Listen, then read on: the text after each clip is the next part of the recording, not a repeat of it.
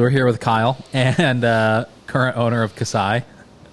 And should we just get into it? Should we make the announcement now? Let's do it. Yeah. So I will actually. I'm gonna lead with this before you tell the world, everyone across the entire globe that's listening and watching right now. We were during the pandemic in the earliest the day that we did the build a pizza video at Gearhars.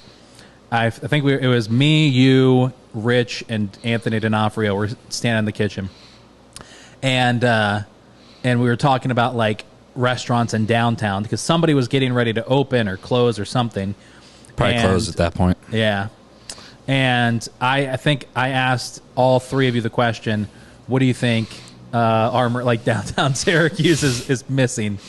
And like what's a restaurant? And your response was like a legit brew pub.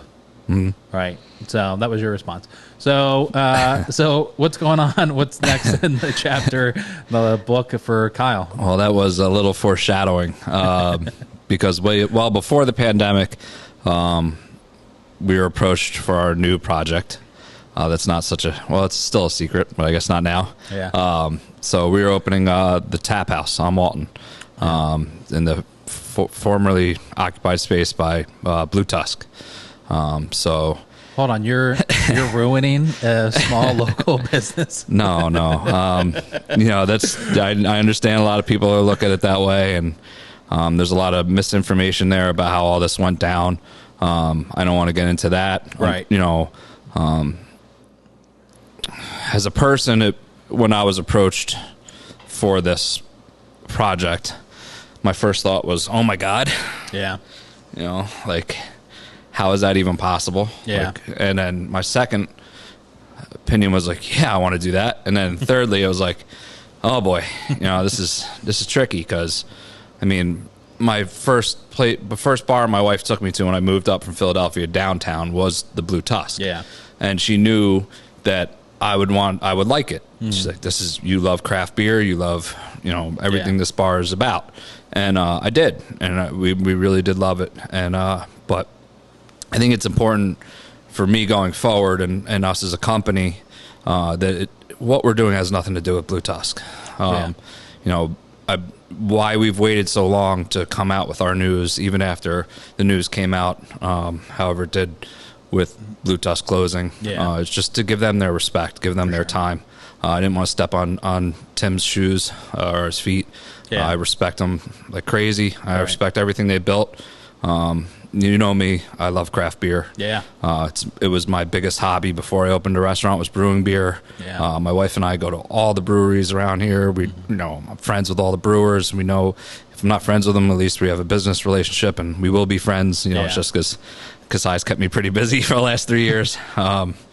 But it's just the next step in my career as a chef and a restaurateur. We were going to open Taphouse, whether it was at Center Armory or somewhere else. It was going to happen, and the same with what's going on their side. Yeah. If it wasn't me, it was going to be somebody else, and I just feel fortunate enough that they did come to us first. Yeah. That's great. Yeah, I mean, that says a lot about what people see in you as a restaurant owner or business owner. So that's awesome. Yeah, I feel like, talking about the story and the announcement of everything, that came out in the post, I feel like, especially Armory Square, because of everything that happened with Empire, that people in Syracuse are conditioned to say, if a business is closing down in Armory, that it's some big bad, real estate broker or whatever. It's their fault. It's somebody that's doing something to the local business. Yeah. When there's so much that goes into a business owner's decisions to open another business or close the current business. Correct. And the Blue Tusk has been there for, 25 years? I think we're going on 25, 26, yeah. It's a family-run business. They just came out of a really tough year. Things really aren't back to normal yet. And I'm sure for them that it's like, wow, we could get out of here and not have to deal with all this crazy stress or anxiety from having this business. I'm sure in some ways it's a blessing for them, but it's not. To me, it doesn't seem like, from the very little that I know of the situation, this is not another Empire situation where it's like somebody's coming in from out of state to come screw over the local Syracuse business. Yeah, no, none of that happened.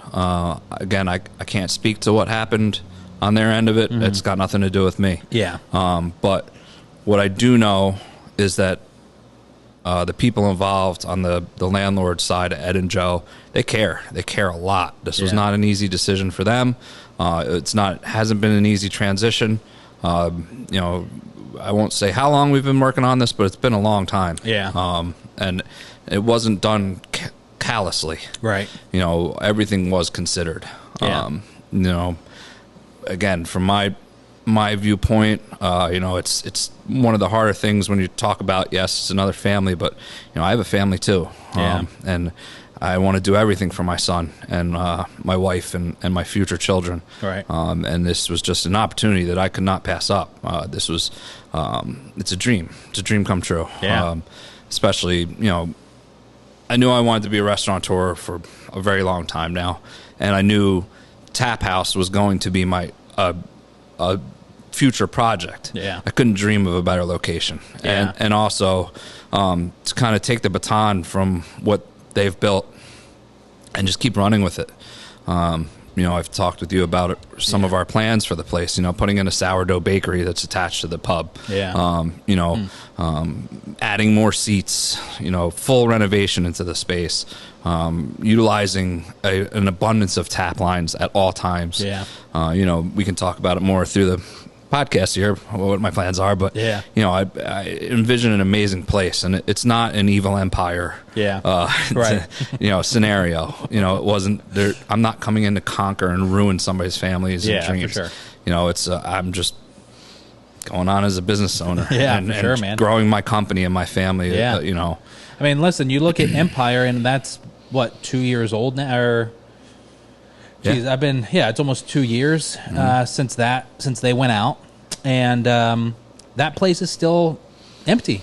Yeah, I mean nobody wants to see empty storefronts down there. I mean, I know that place had some plumbing issues. Yeah, and it needed some work. But also that's a different landlord too, so I can't. Sure. And Empire situation's a lot different than what our former tenant or current tenant in the space is dealing with. It's a very different situation. Right. And of course, I'm human. I read the comments. I see people saying, fuck Joe, fuck Ed, fuck. And it's just not fair. It's not. Sure, you can be upset about Tusk, grief Tusk. Right. That's why we've waited so long to come out with our news. Yeah. Because I did too, man. I used to go there after shifts at Kasai. Yeah. Some of the hardest days I had where I didn't know if I could meet payroll at Kasai and didn't know if it would work in those first years, when I was just struggling and getting beat down.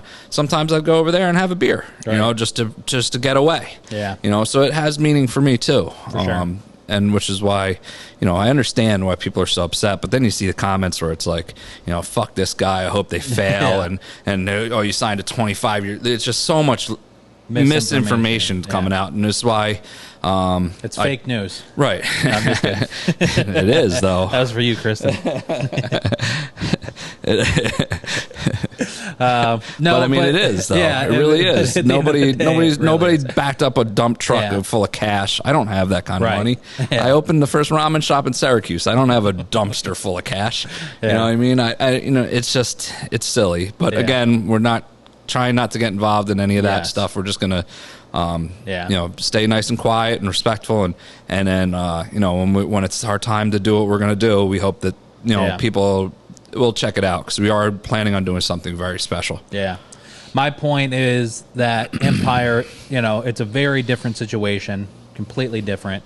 You did have a big bad, real estate company from downstate that bought the building and kind of screwed them over. And there's other parts to that story too that we don't need to get into. But my point is, Empire is sat empty, like the most unique restaurant space in downtown Syracuse. Yeah, it's a super cool space. Has sat empty now for the last 2 years. Mm-hmm. And things were going to be changing at Tusk anyways, whether you were involved or not. Correct.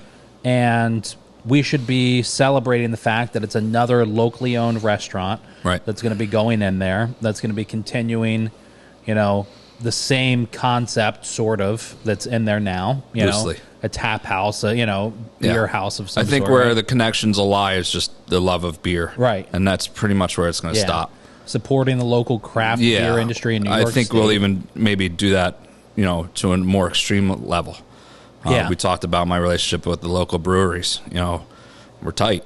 We're gonna have every beer you could want from any of these breweries. Yeah. Our goal is to take all of the judged categories, all of the, recognized beer categories, and have 5 or 6 different breweries have their representation of that category or one of their brews from that category. Including, Beer Tree and Other Half and beers that you can't find in other bars in the city. I think when we lost Jay Ryan's, that was a huge hit to the beer community. And then, the steady decline of other beer selections in the area, it's been tough, with COVID and whatnot.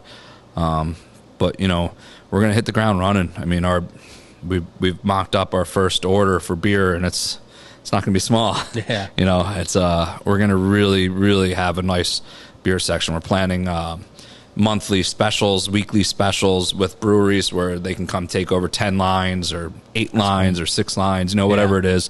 And then we pair that with some of the food selections for the month, and that's what will be special. That's awesome. I just think with that space and what I have planned for it, I think, people hopefully will get over what preceded it again, and hopefully don't hold that against us. The second biggest announcement for this podcast is that we're officially announcing the Taphouse is joining the Eat Local New York card, everybody. Of course, we will. That's maybe on par with the announcement. So the name, of course, again, is the Taphouse on Walton. We're also going to be opening a bakery with it as well. That's awesome. Under the same name or a different name? We haven't quite gotten that far yet with that. Originally, our plan was to not open the bakery to the public, just to kind of feed the restaurant. Just have that be the intestine for the restaurant. Flour comes in, bread goes out, and it's at your table. But it kind of shifted a little bit. Now we're thinking that maybe we will open the bakery to the public. That's cool. It's not going to be similar to any of the bakeries that are already downtown. We're not going to be stepping on any toes or trying not to.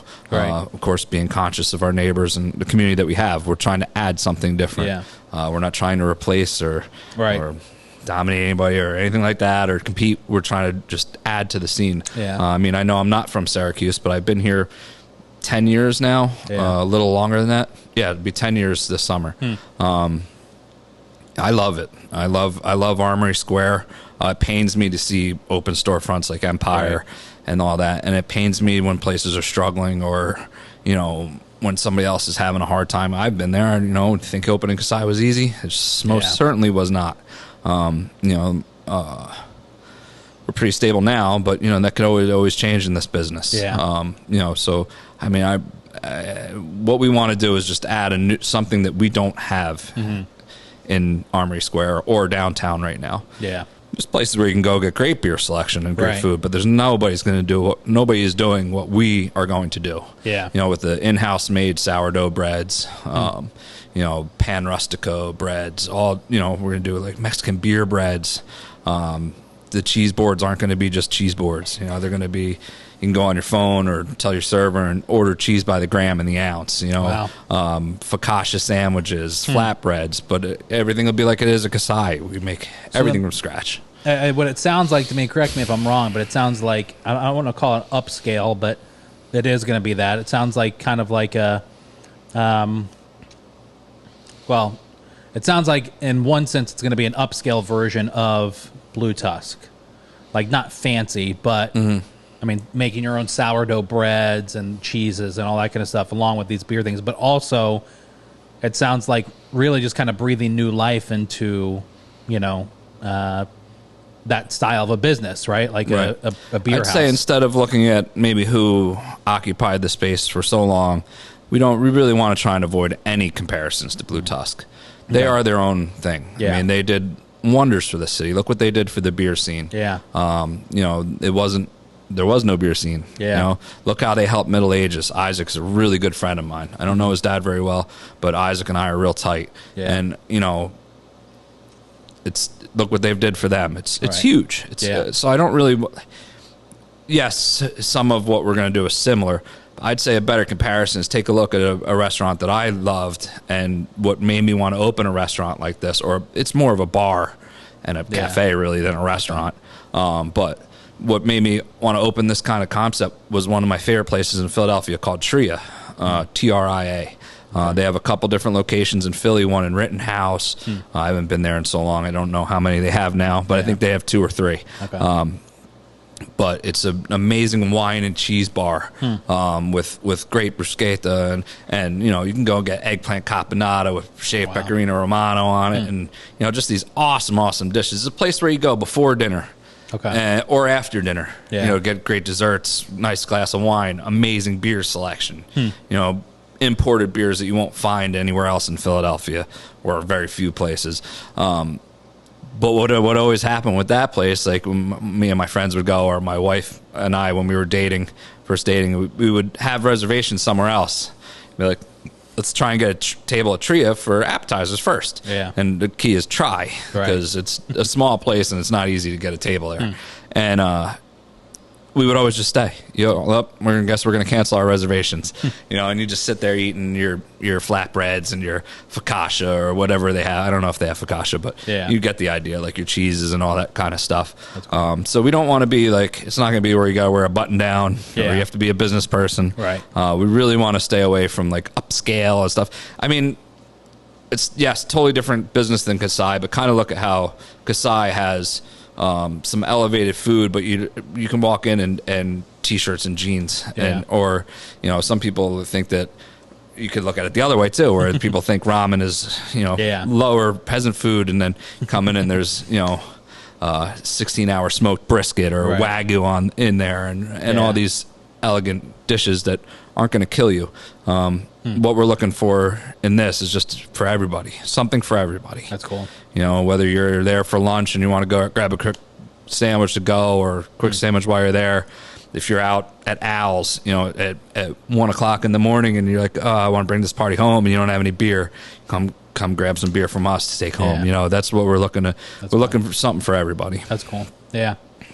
I think it's going to be awesome, man. I mean, I think it's pretty cool that you guys are going to be doing this. And I was just talking to a brewer in town and talking to him about trying to get his opinion on how like the craft beer industry feels right now, because to me it feels kind of stale.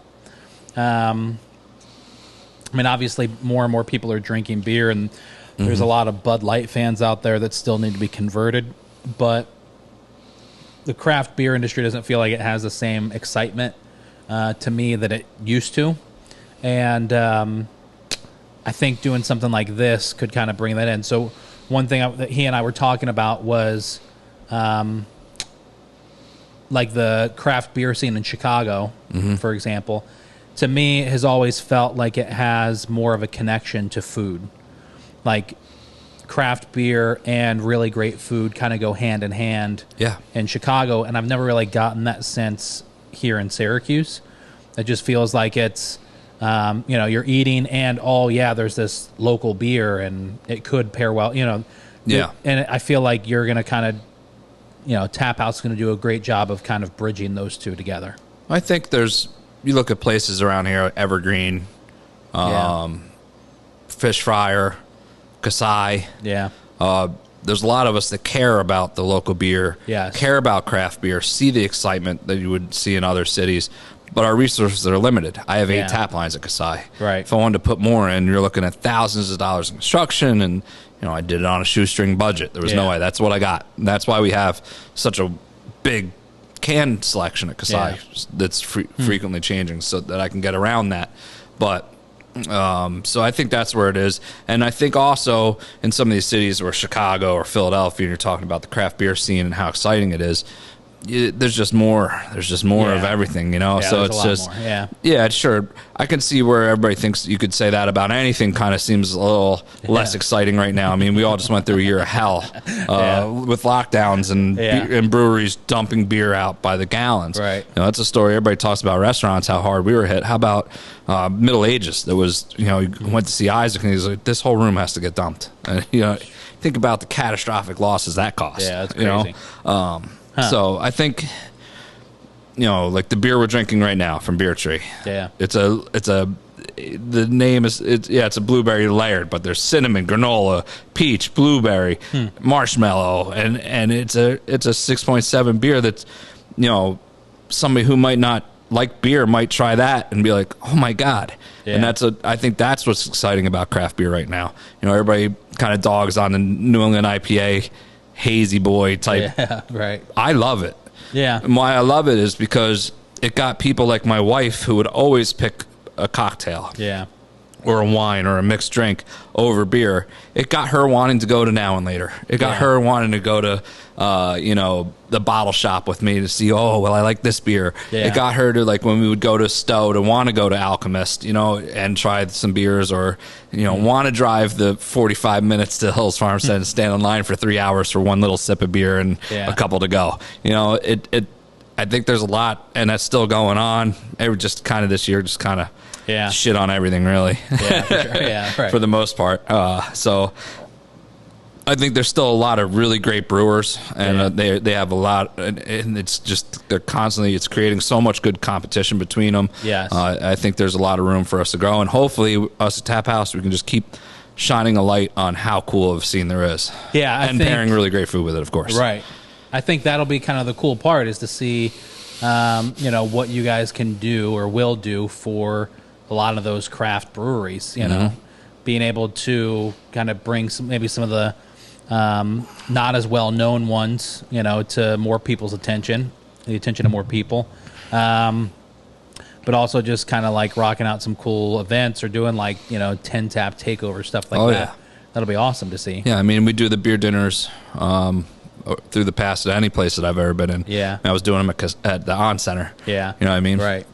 Which isn't like a restaurant, you know, still doing beer dinners. Yeah. And, you know, it's been with me ever. When I was at Nestico's, when I first came up from Philadelphia, we were doing beer dinners in his private room upstairs. Oh, really? Where I was, like, selling tickets to this beer, and I'd bring in a couple breweries, and we'd pair it up with some, you know, apps that were included in your ticket price, you know. Yeah, it's just something I really love. Yeah. And it's just, I can't wait. It's been tough these last couple months, especially the last couple weeks when the news broke, and just see all the negativity, and I just want to climb up from the mountaintops and be like, it's not bad. Like, it's not that bad. Yes, some of it is sad, sure, but maybe looking past that, there doesn't need to be so much anger. Yeah, for sure. It happens, you know. Yeah. It's just, again, it's not, I'm really excited for what we can do. You know, we're not going to be buying cold cuts. We're not going to be buying mayo. Yeah. We're not going to be buying anything, just like we do at our other restaurant. Everything's going to be made from scratch. We're going to brine, sous vide, and cure our own meats. You know, we're going to make our own deli meat. We're going to make our own roast beef. We're not buying it. We're not going to, you know, we're not going to buy deli turkey. You know, we're not going to buy deli chicken. We're going to make everything just like we do in our other restaurant. And it's going to be planning out the kitchen for it, and the bakery has just been so exciting. I'm like ready to burst. I mean, you see me on an almost weekly basis. I'm ready to burst. I'm so excited just to share our vision of what we think that Taphouse will be. That's awesome. Yeah, you know, one thing I've always admired about you, and it's something that you did during the pandemic, and that was that you're not afraid to switch things up to make something work. You know, during the pandemic, I forget what month it was, but you guys were doing Philly cheesesteaks out of there. It's pretty much right off the rip. We were like, oh, shit, we can't have people in our restaurant. And Jesse and I went to Jesse, and our chef, and I said, yo, dude, I want to make some cheesesteaks for the next couple of weeks. And he's like, what? I'm like, yeah, I'm going to start making, so let's make some rolls, and let's make some cheesesteaks and see what happens. Yeah. And it worked, right? Sure did. Yeah. And so I think that's what's great about, you know, your perspective on food and the restaurant industry, or, you know, owning a restaurant rather. And, you don't see that too often. You know, a lot of people, it's easy to kind of like, all right, we're just going to weather it. We're just going to stay right here where we're at. But I think it's really cool to switch things up in order to bring customers something different. I can't stay pat. I can't just have one restaurant. That was never our goal, ever. I remember meeting with investors and banks and being like, well, this is what, like, ramen in Syracuse will never work. You know, that's, well, they all said that. And then on top of that, okay, if it does work, you know, what's your 5-year plan? And my financial advisors that I was working with, and, you know, some of the other business people that I know that are well beyond where I am and were giving me advice, would, don't say that. But I was like, my plan is to have 5 restaurants in 5 years, not one. Like, I'm already moving past this. And they'd be like, oh, that's crazy. And, you know, they think, oh, you're just trying to do it for the bread. But for me, it's just, I can't. Yeah. Kristen asked me when we were joking around earlier, what's your biggest fear? And it's mediocrity is mine. It was my answer, and it's always going to be my answer. And any one of my staff members or partners or anybody will tell you that's 100% all I preach. I'm scared of just being complacent. I can't do it. I don't want to do it. It's why I love being a chef. It's just because every day you're focusing on being better than you were the day before. And that's our company motto. That's something we're going to live at Taphouse, just like we do at Kasai. You know, I'm not perfect. I'm far from it. I make mistakes all the time. I've made so many mistakes in the last 3 years being a restaurant owner. It's not even funny. And sure, it keeps me up at night sometimes, but you got to try and think that without those mistakes and learning processes, we wouldn't be where we were. Maybe I wouldn't be in the position where Joe and Ed came to me for Taphouse. You know, I can't tell you how blessed I feel for that. You know, which is sometimes hard to hear the negativity behind it, which we always knew was going to come a little bit. But, you know, just the love and how grateful I feel to be able to have this opportunity. I'm telling you, we're going to bring it. We're going to bring it hard every day. You know, we won't get complacent. We won't, you know. Yeah, it's just not. It's not gonna. It's just gonna be like what, you know. Whether people like or dislike Kasai, nobody's saying we're not trying. You know what I mean? You can just not like the food. That's just part of being food. Food's subjective, you know. Yeah. But we're guarantee we're gonna try to kick ass every day. What's it feel like to go to 2? Because I mean, I don't really feel like, you know, Eat Local's been a side hustle, and we started Good Buddy Coffee, which is this monster, mega huge coffee company conglomerate where Folgers has been calling us and saying, you know, asking, you know, wow, how are you so talented? Quiet on set. By the way, I just wanted to, again, thank my mother-in-law for being our customer at Good Buddy Coffee. It's good coffee. Because she also is one of our few listeners here on the podcast. No, I've seen your videos. You have more than a few. So when we started Good Buddy, and I had a couple people buying coffee that I didn't know who they were, I was like, wow, okay, maybe I'm an entrepreneur. Now that was a year ago. Now I know that that's kind of stupid, but no, it's not. How does you have an idea and you brought it to market. That's the definition, yeah, right? Correct. Yeah, yes. And I love doing that kind of stuff. But how does it feel going from 1 to 2? I mean, that's a huge jump. Is what I'm it's trying terrifying. To say. Yeah, it's scary, but I have full confidence in it. Otherwise, how do you do it, right? Yeah.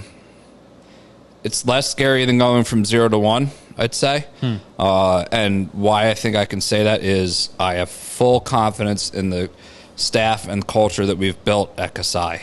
Some of those mistakes that I talked about earlier, and I've talked with you before about on podcasts and also off the record, whether it's staffing or you know, I've never run a business before, you know. Yeah. I never opened a restaurant before, and let alone I've never worked in a ramen restaurant. You know, so that was pretty terrifying. I've done what we're doing at Taphouse. I've done it more places than I know. My first sous chef job was at a gastropub. Now, yeah, we're not doing gastropub. Right. But similar. Yeah. I know how to run this. I know, you know, I feel more confident in doing this one than I did opening Kasai. Yeah. And I was super confident with Kasai. I just was also very naive. But I feel like I can be so confident because I have Jesse, because I have Danny, because I have Gabby, and everybody else. I would like to name them all, but it's 12 to 13 people, 14. That's a lot. But every single person, Clyde, Alex, all of them. Yeah. Emmy, our new staff, they're just been rock stars right out of the gate. Some of our new hires that we wanted to expand, getting ready for Taphouse, because I do a lot there, so there's going to be a lot for other people to step up, and they're doing a great job. Why I could feel confident is my rock, Jesse, and Danny and Gabby. Those three got me. They're ready to roll. Yeah, you really do have a great staff, and I'd say it's one of the best, if not the best. It's a little different because I'm in there, a little bit more often than I am some other restaurants. But Jesse, Danny, Mitch, Gabby, last night I stopped in for dinner on my way here. Just real quick, and she was like, "Hey, do you want to sit downstairs?" She knew exactly.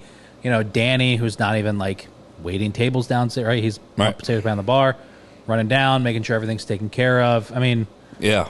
Jesse's coming out. I mean, Britt's the maitre d' of all maitre d's, man. Yeah. People always say she's the hostess. She's not hostess. Yeah. Not even close. Right. I mean, she's got that place on lock. Yeah. I mean, she knows what I want, when I want it, where I want it. And everybody's like that. We're really tight. We're in fine-tuned. Yeah. Mean machine. I think at this point, we're hitting 3 years here real soon. Crazy. Very little turnover to none, really. Yeah. Except for some stuff in the beginning. Yeah. But and you have Rebecca and I went out to dinner 2 months ago, and it was when things were really kind of opening up and normal. It was beyond open up, but they were felt normal. It was maybe 2 weeks after we got the green light. Yeah. Probably. And we went there. We went for dinner on a Friday night, and I said not only was I blown away at how busy you were, but I was blown away at how much staff you had on that night, because you go into a lot of restaurants and you see 2 people. So you had a great staff on. Everybody was working. Everybody was it feels very cohesive whenever I'm there. Yeah, and it took a while to get there. It didn't happen overnight. I made a ton of mistakes. Yeah, and we joke about some of the issues that we had earlier, but I'll take responsibility for a good part of that. Yeah. I was stressed out of my mind. I wasn't a nice, happy-go-lucky boss all the time. Most of the time, I was quite the opposite. If you had some cameras in there or looked at some of the tape, I'm sure is that Ramsey or Kyle? There were times where it just wasn't myself, and it took me a little while to find out what I needed, and what I wanted, and who I needed and who I wanted, and also it took some time for those people to find me. What I mean? Jesse, of course, we always talk about. You did a podcast with him. We work hand in hand together, which is rare. Yeah, which is really rare. I think we've had 1 or 2 disagreements in the 3 years that or 2 years that we've worked together. It's resolved like that. We just work very well together. And usually when we have a disagreement, there's a few alcoholic beverages involved. But that's. So yes, 1 to 2 is scary. Yeah. But me, I'm already on to 3 and 4. So, yeah, 2 isn't open yet, and 3 and 4 is coming. So, how do you envision your time being once Taphouse opens? You think you're going to be there most of the time? Yeah, I'll be just like it was at Kasai. I'll be there pretty much full time. Yeah. Of course, with 2, I can't be at both, so I envision hiring a bar manager or bringing a manager and promoting from within is what I usually try and do. Yeah, I'm a big fan of promoting from within rather than hiring. Yeah, if somebody already has bought into the culture, bought into the vision, bought into the team, and our utility guys, our porters, we try and get them on the line. We try and make them into cooks, and then from cooks to chefs or sous chefs. I want to see people get promoted, keep climbing the ranks. If they go on somewhere else, that is what it is. But hopefully we can keep growing our company to where we can provide our employees and their families with expanding opportunities. We're not a corporate machine.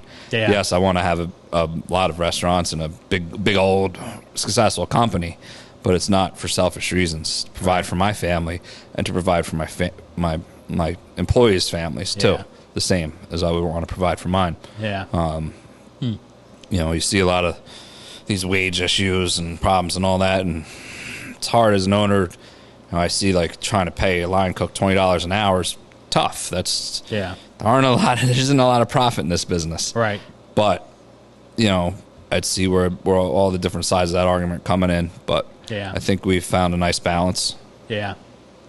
Yeah, it's I go back and forth on that stuff all the time. On one side, I think people need to be paid more. I mean, my wife and I are both really fortunate to. You wouldn't know it from the part of town that we live in, but we make. Hey, I'm right down the street from your brother. But we have a nice big farm out there. But we make a good living between the two of us, and there was some meme that had gone out a couple of months ago, showing like what it is that like. I think what was it?